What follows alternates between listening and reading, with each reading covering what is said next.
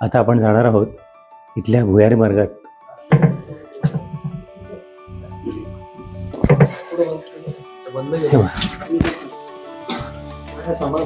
Okay.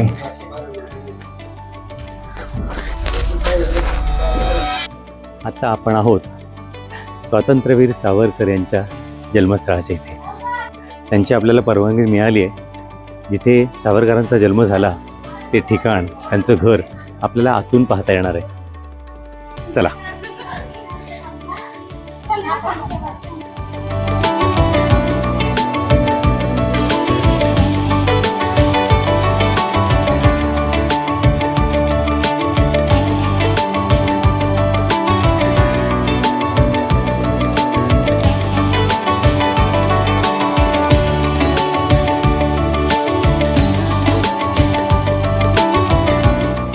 याच ठिकाणी या मंदिरात स्वातंत्र्यवीर सावरकरांनी अष्टभुजा देवी समोर स्वातंत्र्याची प्रतिज्ञा घेतली होती.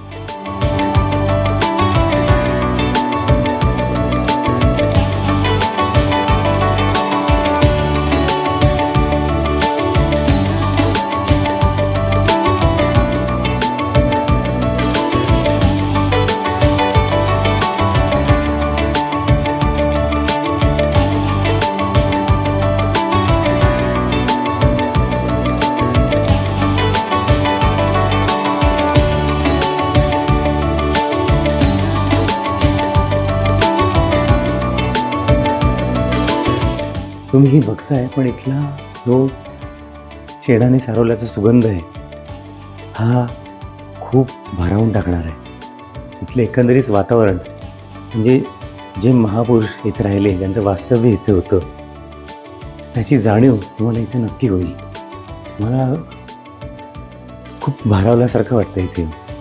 इथे सुगंध आणि इथलं एकूणच सगळं अद्भुत आहे. स्वातंत्र्यवीर सावरकरांचे विचार आत्ताच्या पिढीपर्यंत पोहोचणं अत्यंत आवश्यक आहे. या ब्लॉगच्या माध्यमातून मला तुम्हाला आणखी एक गोष्ट सांगायची आहे. ठाण्यातील व्यास क्रिएशन या संस्थेने घराघरात सावरकर हा उपक्रम सुरू केला आहे. या उपक्रमाअंतर्गत अनेक गोष्टी ते करणार आहेत. त्याचाच एक भाग म्हणून बाल, कुमार आणि किशोरवयीन मुलांसाठी अनादी अनंत सावरकर हा सचित्र प्रेरणा ग्रंथ त्यांनी प्रकाशित केला आहे.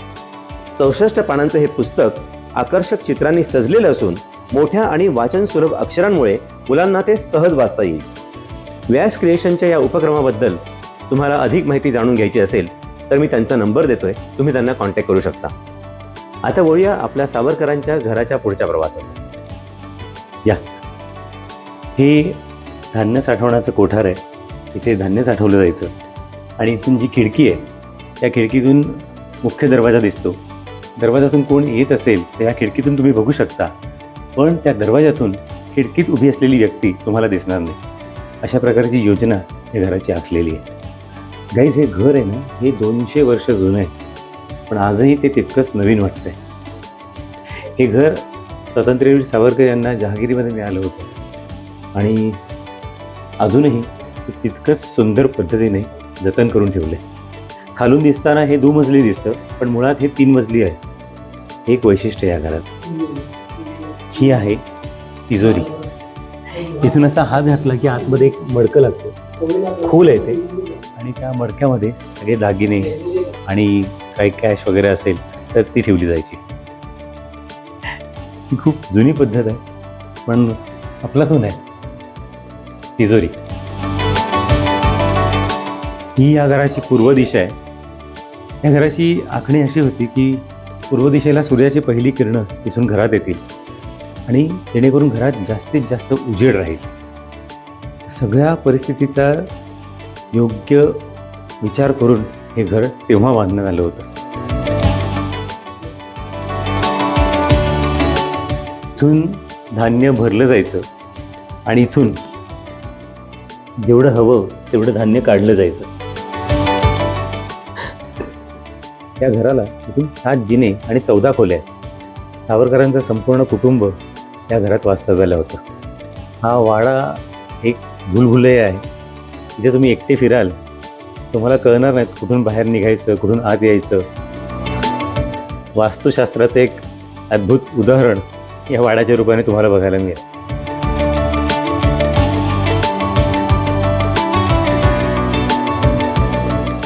तर आपण आणखी वर जाऊया.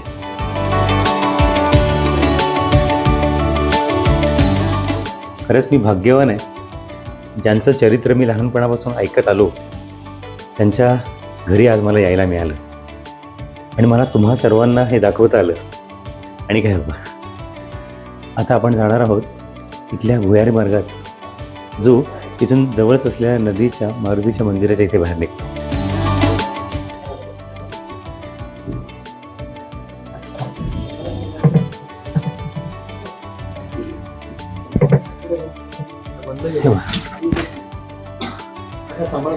ओके,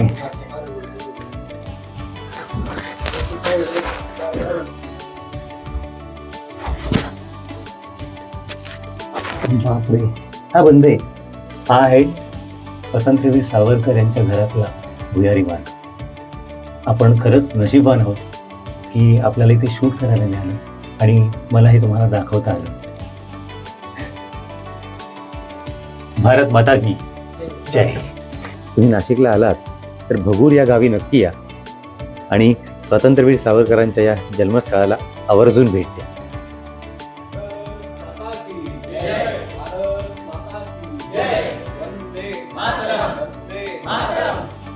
स्वातंत्र्यवीर सावरकरांचा विजय असो.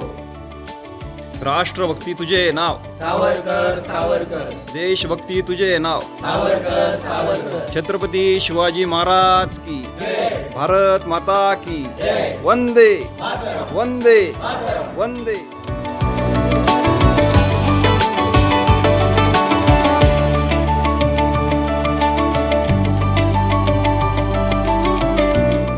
आम्ही होतो स्वातंत्र्यवीर सावरकर यांच्या जन्मठिकाणी, त्यांच्या घरी, त्यांच्या वाड्यावर. गाईस, तुम्हाला सांगतो, तिथे आम्ही गेलो होतो अर्ध्या तासासाठी, पण तिकडे 2-2.5 तास कसे गेले ना आमचं आम्हाला कळलं नाही. आणि मग लागली जोराची भूक. मग काय, मग आलो आम्ही नाशिकमधल्या अशाच एका सुंदर ठिकाणी जिथे तुम्ही मनसोक्त ताव मारू शकता, नाशिकच्या फेमस मिसळवर. ते ठिकाण आहे